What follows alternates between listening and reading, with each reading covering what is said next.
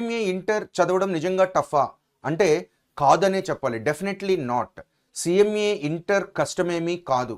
కానీ కేవలం బోర్డ్ మెటీరియల్స్లో మాత్రమే ప్రిపేర్ అవ్వడం అనేటువంటిది సరిపోదు.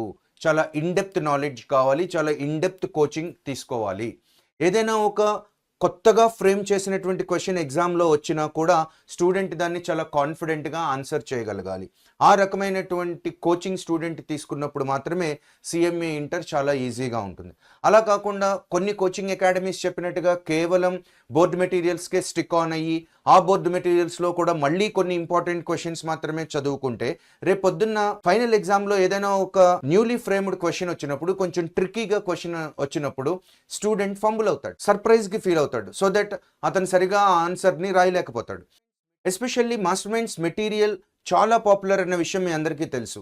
సిఎంఏ కోర్సెస్లో సౌత్ ఇండియాలో మాస్టర్ మైండ్స్ మెటీరియల్కి ఎప్పటికీ కూడా ఒక ప్రత్యేకమైనటువంటి స్థానం ఉంటుంది. ఎందుకంటే మాస్టర్ మైండ్స్ మెటీరియల్లో ఉండేటువంటి కంటెంట్ కానివ్వండి, ఆ డెప్త్ కానివ్వండి, డిఫరెంట్ స్టైల్స్ ఆఫ్ క్వశ్చన్స్ కానివ్వండి, స్టూడెంట్ ఎగ్జామ్కి ప్రిపేర్ అయ్యేటప్పుడు చాలా చాలా కాన్ఫిడెన్స్ని ఇస్తాయి.